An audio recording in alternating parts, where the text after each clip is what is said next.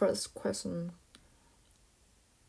we can use nucleophilic acyl substitution reaction to convert carboxylic acid into derivatives, and we can also interconvert between the derivatives. So from carboxylic acid to a derivative, right, you need a nucleophile and electrophile, and then your carboxylic is an electrophile at this position, that carbon. And we need a nucleophile, and this I'm going to use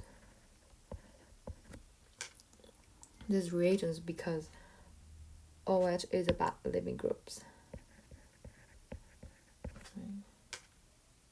And then another example is synthesized ester. So we can use an alcohol under acidic condition. So the alcohol will be a nucleophile right here. Attack the carboxylic acid.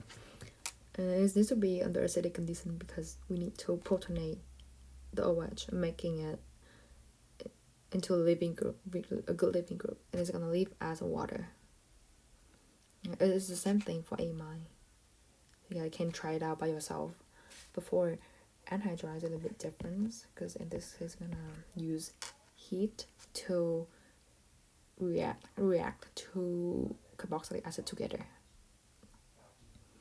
When talking about reactivities of the derivatives, we have to pay attention to how good they are as a living group. So the better the living groups, the more reactive. So remember what determines something to be a good living group. So if it have large atom size or more electronegative,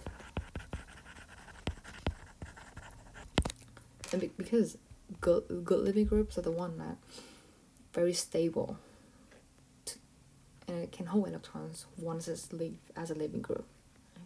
So for chlorines, when it's leave, chlorine is big atoms and is very electronegative. So this will be the most reactive. Carboxylic acid derivative. And then for anhydride, even though oxygens is not that electronegative compared to chlorine, but you can draw resonance.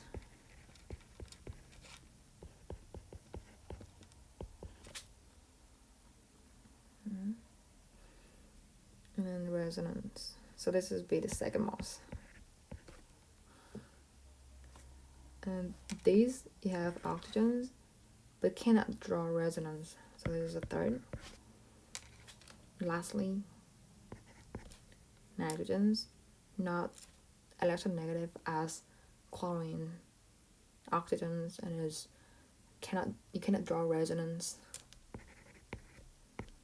Cannot draw resonance. So that would be the least reactive. And keeps in mind that we can convert acid chloride to anhydride or acid chloride to ester using nucleophilic acyl substitution reaction.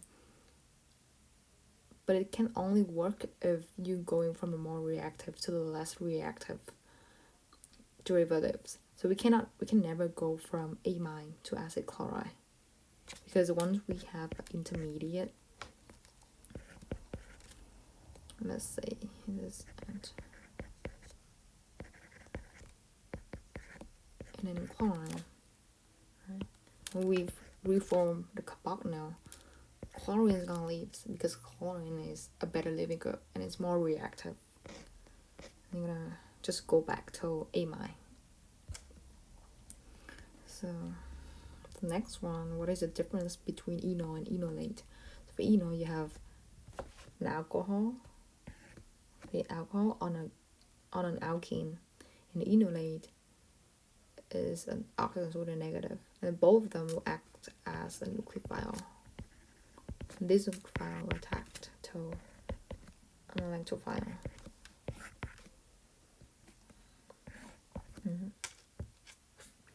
These can be made from either ketones or aldehyde. If you have something like very basic, like strong base, you're gonna from enolate. If it's acid or mild base, we get to eno. Acidity of alpha hydrogens. So for the yellow dot are the ones that indicate alpha position. And then talking about acidity, a strong acid is the one that gives off hydrogens easily, and once is lost hydrogens, it's gonna form a conjugated base. And then if the conjugated base is stable, that means it's a strong acid. So let's say for this one's right here, if we deprotonate that hydrogens, the conjugated base only have one resonance structure. But if we deprotonate the middle hydrogens, I get two resonance.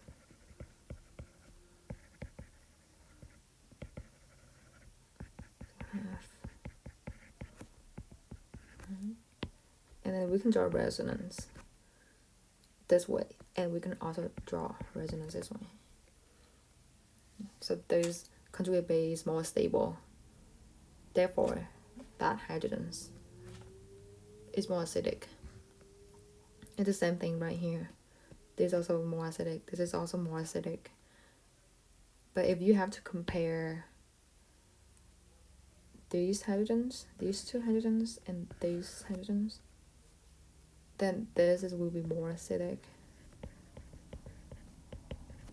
because we have an electron donating group right here.